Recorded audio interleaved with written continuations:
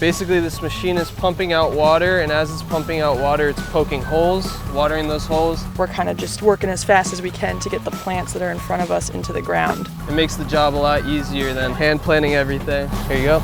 You know, this is nice because we ride on the back of the tractor, so it's a pretty relaxing job. Now we are collecting all the extra little seedlings we have, and we're going to put these in the greenhouse. The end goal is to sell them at the farmer's market, the farmers on the square. So all these are gonna go to feed some people around here in Carlisle. I feel like it's important to see where your food comes from and also give back to the community.